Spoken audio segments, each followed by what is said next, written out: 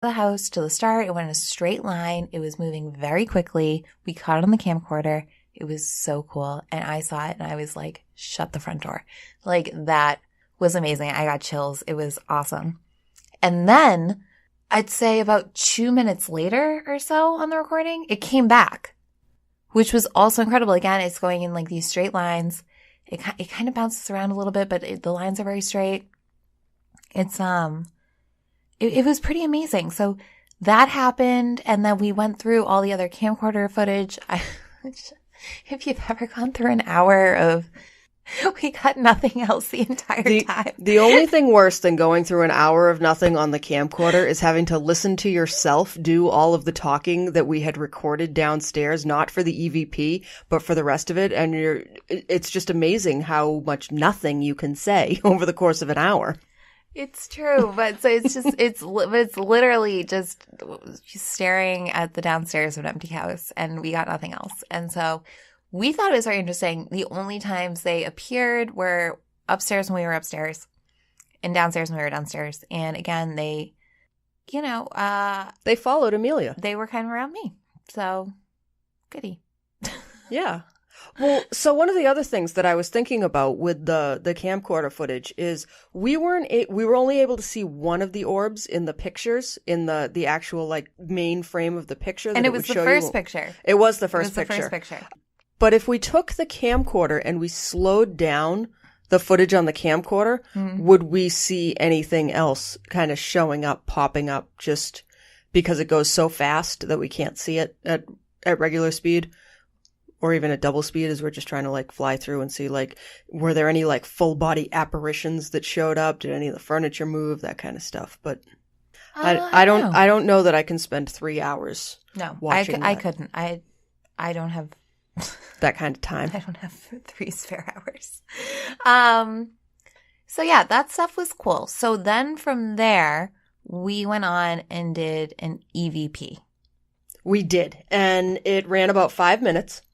And we're going to cut a lot of it out. As usual. Not all 5 minutes are relevant. Right. It's like you didn't hear all 45 minutes of recording from Market Basket. Right. You want to do it? We're recording. Here, you hold it. Do you ask questions? I'm trying to decide what to ask. Okay. I don't know. I've known this ghost for a long time, but we've never actually spoken. Is there anyone here who would like to communicate with us?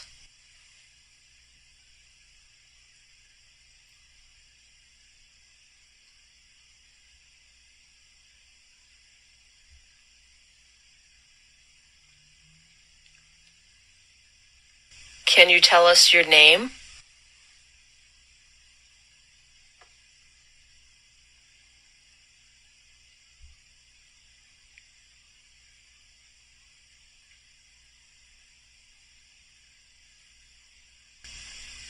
Did you hear that?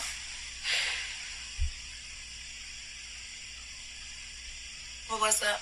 I don't know. It was definitely coming from upstairs, though, right? Check what time it is on your phone so we know where to look at the camera. 9:52. 9:52, okay. Okay. So, no, and I just had, like, even before that, before you, like, stuck your head up to ask, I had, like, a real, like, how'd you describe it? Like a cat sitting on my chest feeling? Yeah, just, like, pressure on you. Yeah. Yeah. Yeah. So I just want to stop there for a second. And I absolutely had that same sort of heavy on my chest feeling. And I didn't feel the same lightheadedness that Amelia had reported feeling earlier, but it was just like all of a sudden there was something there. And it came on like pretty much just as she had like stuck her head up and said like, what was that? Did you hear that? Yeah. I mean, it was crazy. I don't know if this picked up the noise we heard. It's very faint, but something happened upstairs for real. And we went back on the camcorder. It didn't show anything up there. We have no explanation for the sound we heard. It definitely wasn't a person. No, there was no one else in the house. It wasn't. No, but I'm saying it wasn't like it wasn't as if like a spirit was talking to us. It wasn't as if like something was trying to communicate. I feel, but it wasn't like a name was said. It wasn't. It was like something. It sounded like something was like moving or something. So there was no vocalization to it. Yeah. But there was some sort of noise upstairs. But yeah, it didn't pick up on the EVP, but there was definitely like that moment of like something's going on. And I don't know if for that one moment the orb that had been hanging out with Amelia like suddenly came over and decided it was going to try to visit me as I was trying to talk to it, but that's what happened that. So the rest of the recording, there wasn't anything else that came up on it, so that's just the first minute and 40 seconds. But the rest of it is just kind of asking questions and not getting any sort of response to it. Yeah, I mean, all in all, I felt we had enough proof to keep looking into it. So what we did next is we went online and we started researching the property as best we could. And we found out that someone had actually passed away in the home in 1929. So is that who's there? It very well could be. I have never once felt that it was any sort of malevolent spirit there in the house. And so the article that Amelia had found about it was a woman who died there in the 20s, and she was married to a man who lived there. It's always been a bit of a family sort of neighborhood. There's a church right out in the backyard. And so it seems totally reasonable that this person may have died there in the home. And we got so lucky on finding this piece, because how I found it is someone in the city of Weymouth had compiled a list of the history of Weymouth residents with connection to Nova Scotia. Which is, really? Yes, that was the original article I found it on. And then through that, I was able to go through the Boston Globe archives and find the funeral announcement in an issue of the Boston Globe. She says she doesn't have 3 hours to listen to or watch the camcorder for all that time. Did not take me long to find it. I'm good. I am very impressed with your research skills. Trust me, if it is on the internet, I will. So what, her name was Anastasia? I remember it sounding Russian. I believe it was. It looks like Anastasia, but it's like Anatachia. Something like that. Oh, that's fun. It is fun, and it's weird because it does sound Russian. Obviously, it's people with ties to Nova Scotia. Her husband's family was from Nova Scotia, but her maiden name was French. I just thought it was interesting that she had this first name that sounded to me to be Russian, and her maiden name was French. But yeah. And then she married a man with what seems to be an Italian last name. Yet was from Nova Scotia. Yeah, crazy. So, did it tell us how old she was? She was 63, I believe. Oh, so she was older. Okay. Yeah. So she probably had kids and grandkids. She had at least one daughter who also lived in Weymouth. Okay. Because she showed up on the list too. Yeah, it didn't give me a lot of information. I tried to dig a little further into her, but couldn't find anything. But yeah, so it was a lot of fun.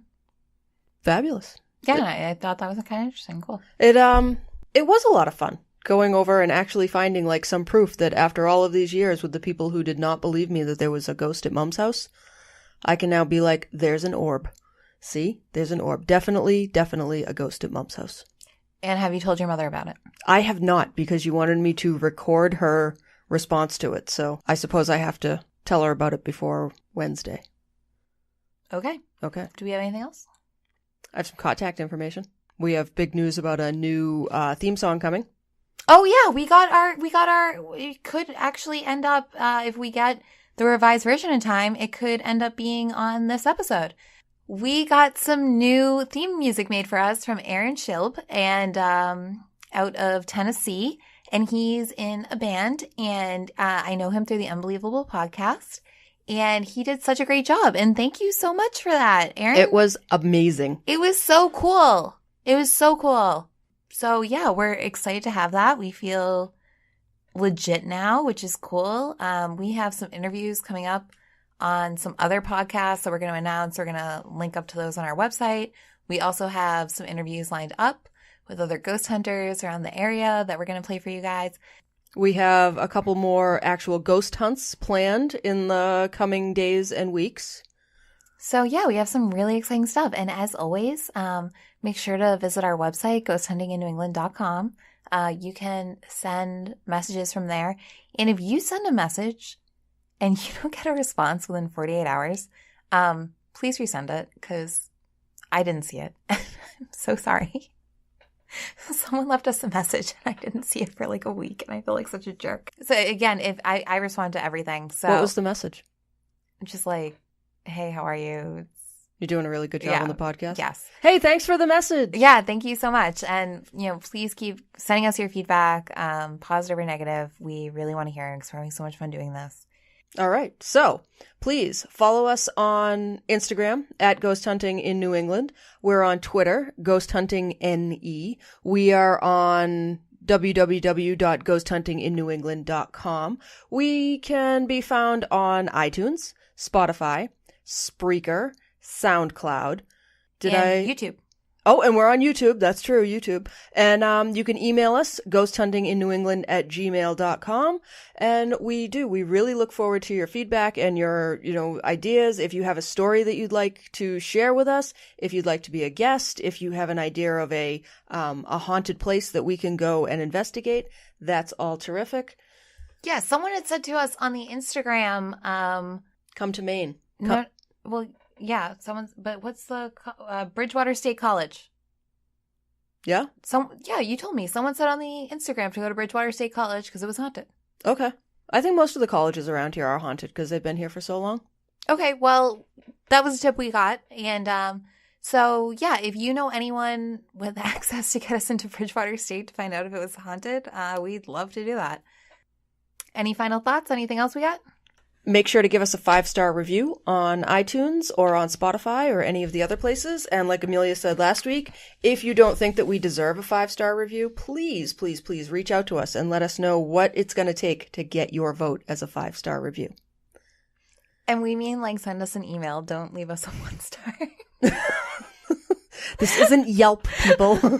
And don't leave people 1 stars on Yelp either. Just walk up and talk to the manager and explain what the issue was. All right. Well, thank you guys so much, as always. And we will see you next Wednesday. Bye. Have a good week. Bye.